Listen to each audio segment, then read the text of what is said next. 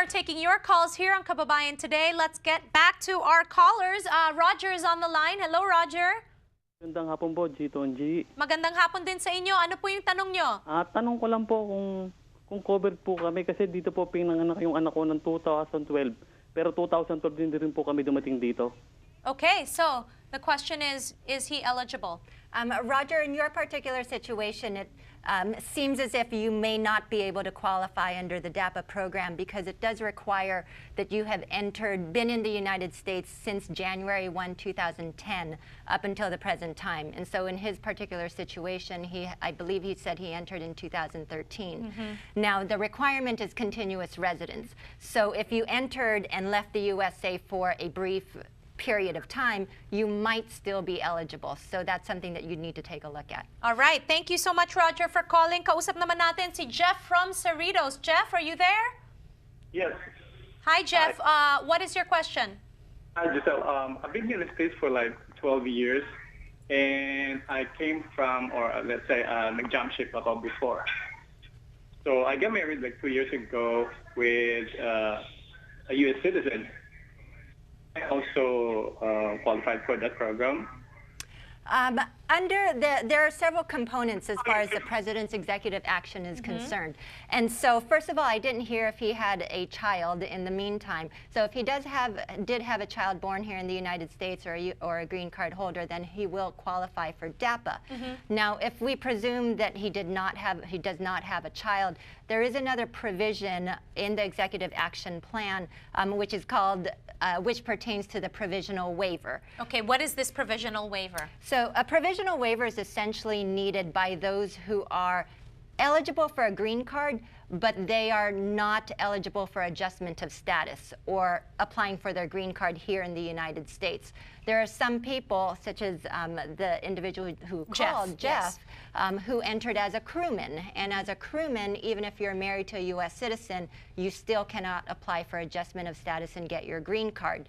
And so in his situation, what he will benefit from is the provisional waiver portion of the executive action plan. And so that's something that he should definitely consult with, because the good part with that is that it does significantly affect whether you would be granted the green card or not. Okay, we've got Dory on the line. Dory, Maria, magandang hapon po, Maria. Magandang hapon po. Okay, ano po yung tanong nyo? I just want to ask, kasi since 1988 po, TNT na po ako. Gusto ko lang pong malaman kung qualified po ako. Wala po akong anak na pinanganak dito. Lahat po ng aking anak na sa atin pa po. Gusto ko lang pong malaman kung qualified po ako dito sa executive order ng presidente. You know, unfortunately, as we discussed earlier in the show, the president's plan, while it's robust and does reach about an estimated 5 million people, unfortunately, there are still many individuals, such as Maria, who are not going to be covered under this program. And so individuals, you know, I guess maybe part of the focus is you also need to take a look at your kids, because if your children can become lawful permanent residents, those are really the ones who are able to benefit. So it's not just U.S. citizen or, you know, not just the U.S. citizen child, but also a lawful permanent resident child. Right. And so people can benefit from having children who are permanent residents. Okay, so Dory is on the line with us. Dory, what is your question? Hi, magandang hapon po. Magandang hapon po. Meron akong tanong. Opo. I'm disabled now. I'm a permanent resident. So green card holder, disabled. I'm a green card holder, permanent resident. Pero na-disable na ako dahil hindi na ako nakapagtrabaho. Okay. Kailangan ko pa bang i-renew ang green card ko? Well, as far as renewing the green card is concerned, it is wise to renew your green card, because that's evidence of your lawful status here in the United States. With that said, people should understand also that the green card itself, the physical document, that is simply evidence of your green card status.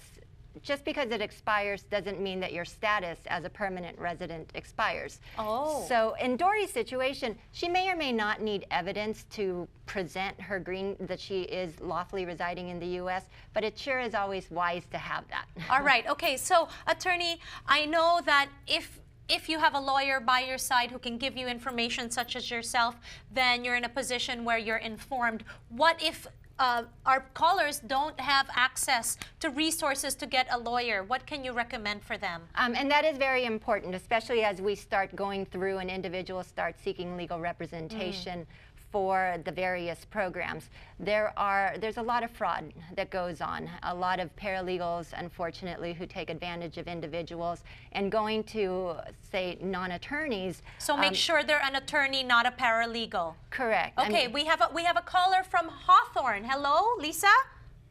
Hello, yeah. Yes. Hi. Hi, kamusta po? Ano po yung tanong nyo bago kami mag-break? Ang tanong ko, kung ikaw ba'y binigyan ng temporary resident status tapos na-terminate, pero nandito ka na ng long time ago, yung ba tinerminate lang last year, pero hindi ka naka-receive ng letter ng termination, ikaw ba'y qualified dito sa action ng President?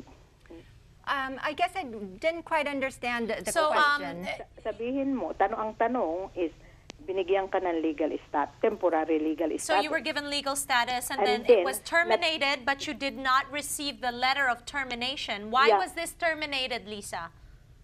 And also, what was the temporary status? And so, but in answering that question broadly, in all likelihood, if you were out of status or had no lawful status as of November 20, 2014, you will probably be eligible to take advantage. That's wonderful news. As long as you have that qualifying relationship of All a right. child. Okay, thank you so much. Pagbalik natin, meron pa rin tayong mga callers na kakausapin. Don't go away.